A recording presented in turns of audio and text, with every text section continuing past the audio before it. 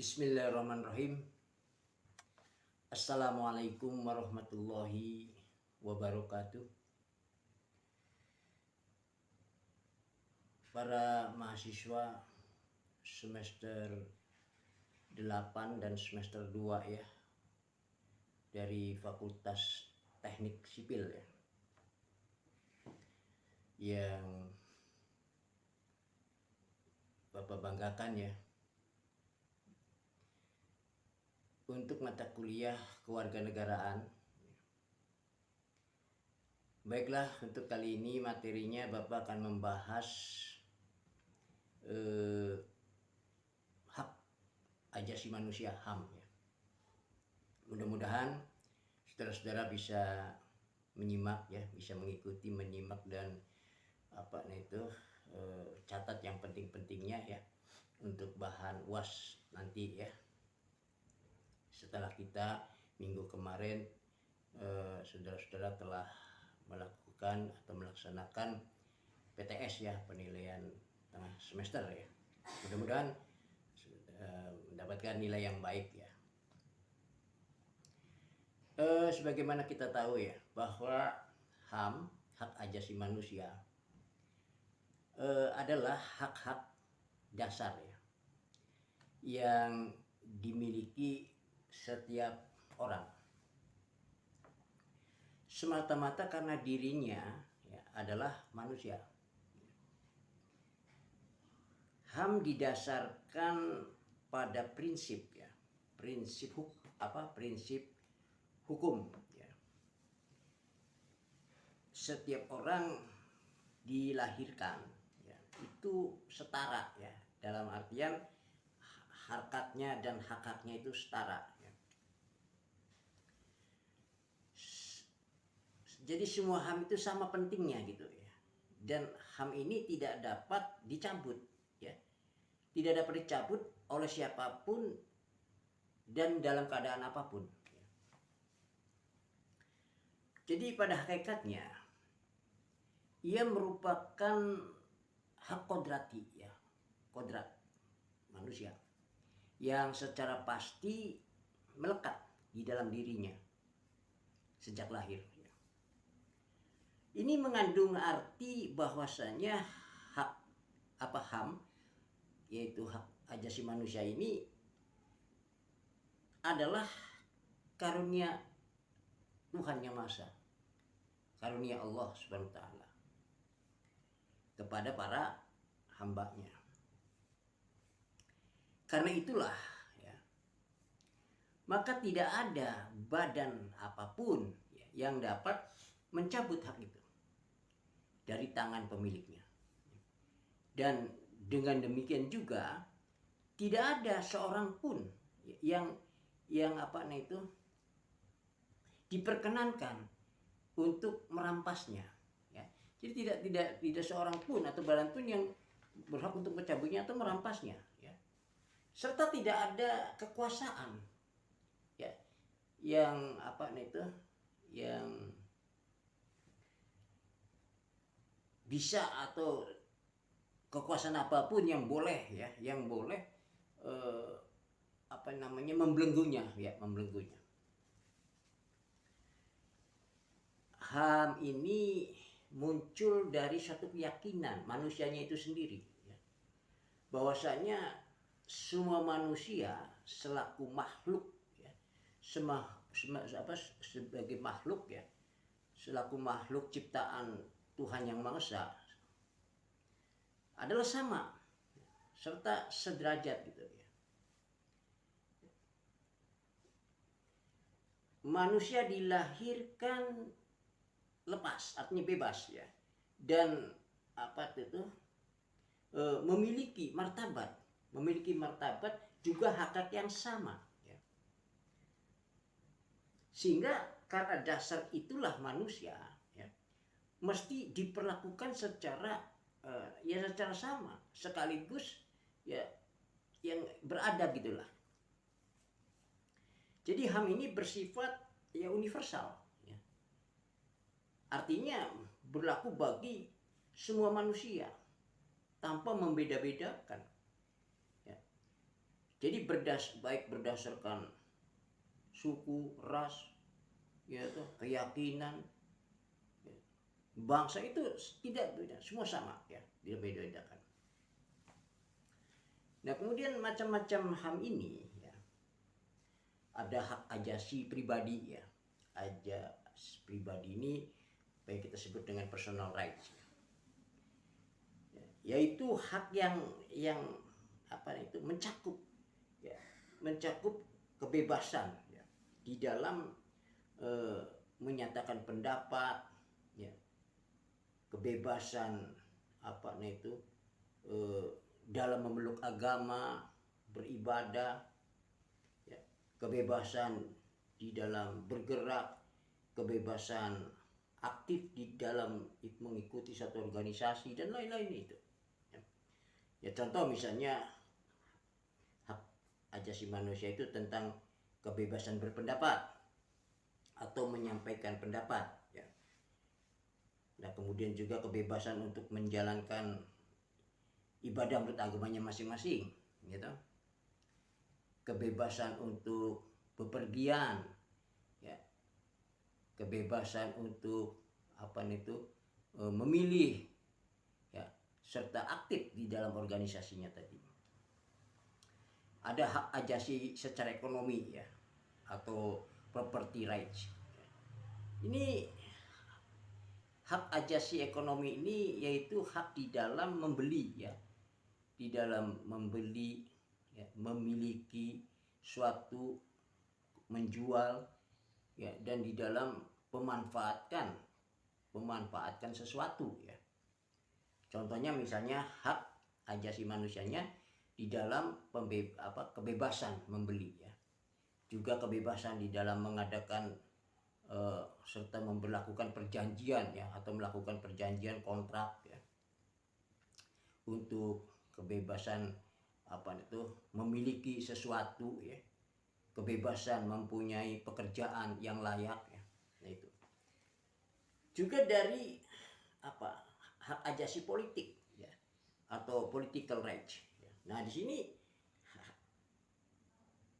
hal mana hak di sini ikut serta ya. Jadi dengan hak ajasi politik ini yakni hak yang apa itu ikut serta ya di dalam pemerintahan, hak untuk dipilih ya. Contoh misalnya mencalonkan diri ya sebagai apa untuk menjadi presiden misalnya ya, atau memilih dalam pemilu presiden ataupun wakil presiden ya, hak untuk mendirikan partai politik dan lain-lain ya.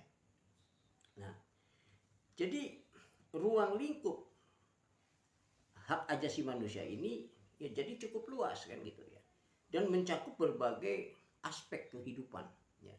Ya diantaranya apa, orang berhak atas perlindungan ya, diri pribadinya, keluarganya ya toh, kemudian juga apa itu keharusan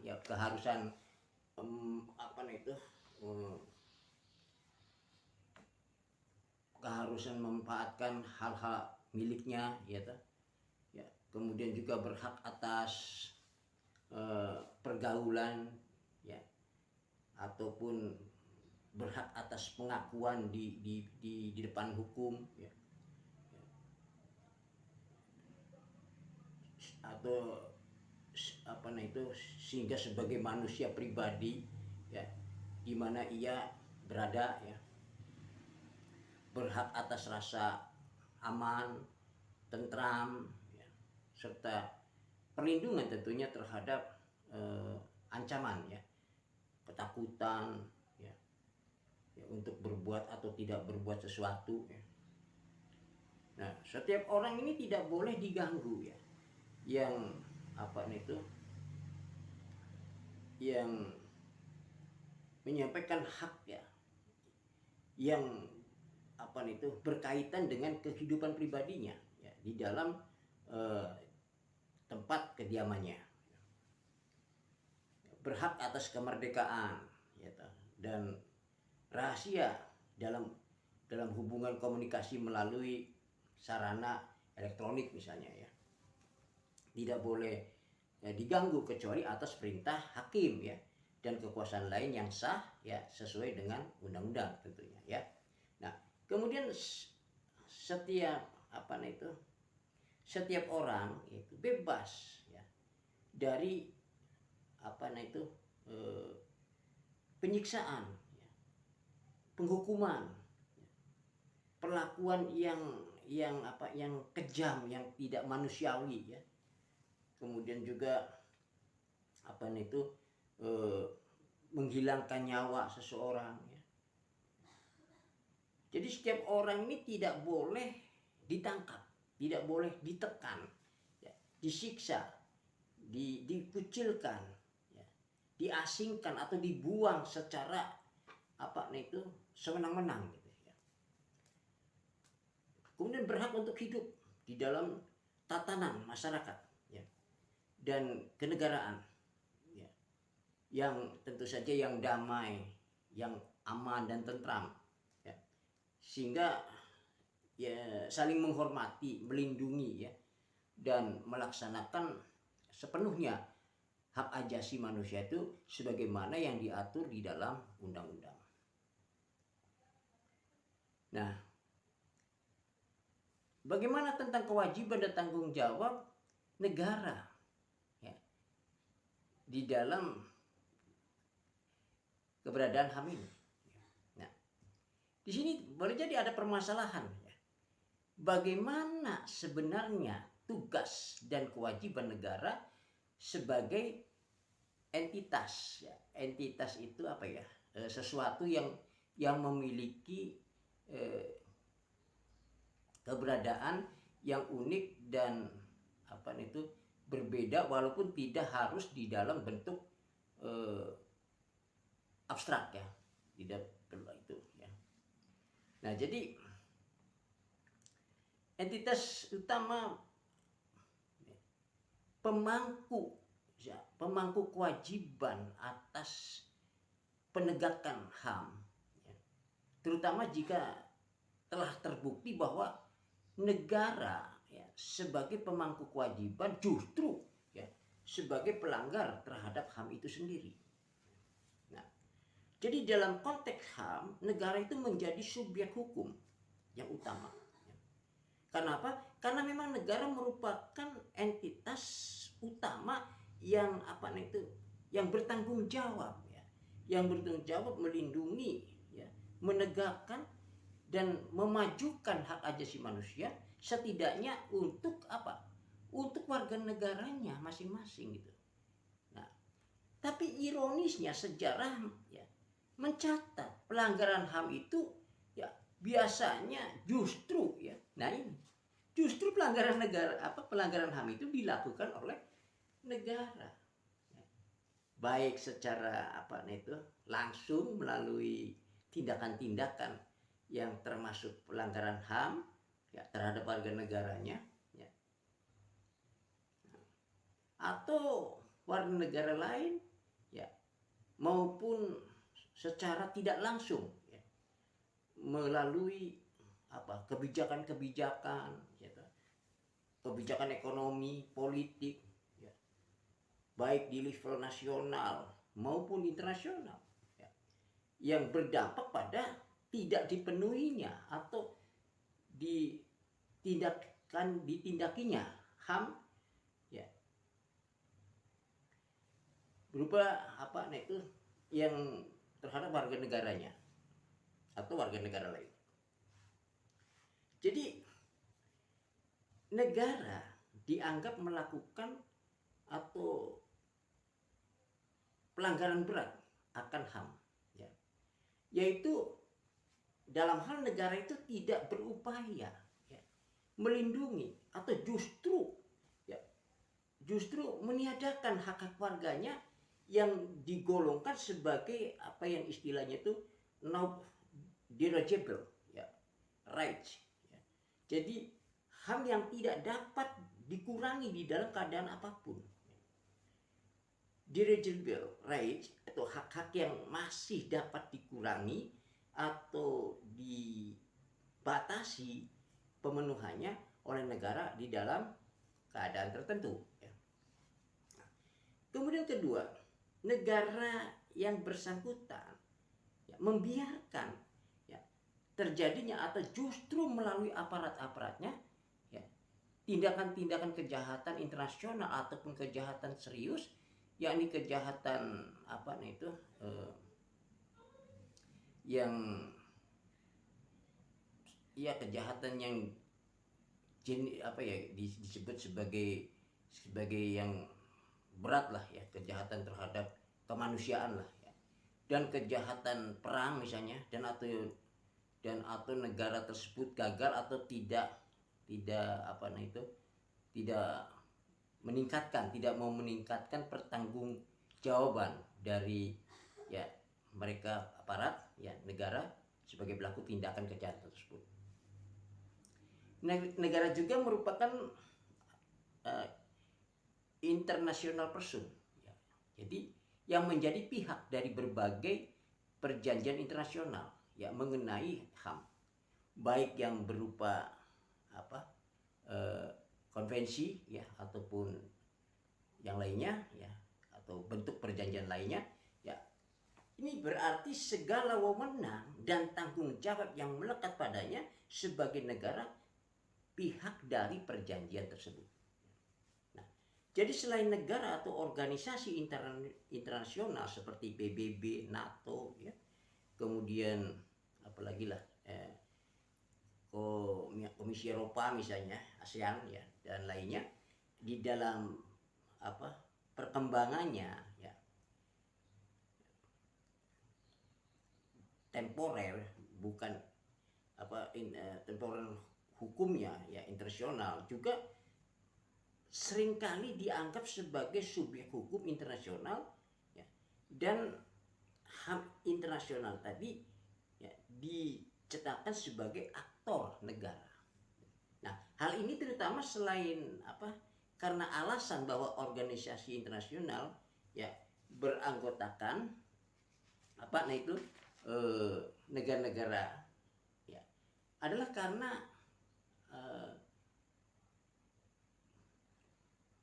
perbanyakan dalam hukum HAM internasional dengan bermunculan berbagai mekanismenya HAM, baik di tingkat internasional maupun nasional yang secara politis dan administratif berada di bawah atau dibentuk melalui organisasi internasional tersebut. Nah, jadi organisasi internasional bertanggung jawab atas tindakan pelanggaran internasional yang dilakukan oleh negara-negara anggota bila organisasi tersebut menyetujui tindakan negara anggota atau memberikan kewenangan pada negara anggota untuk melakukannya.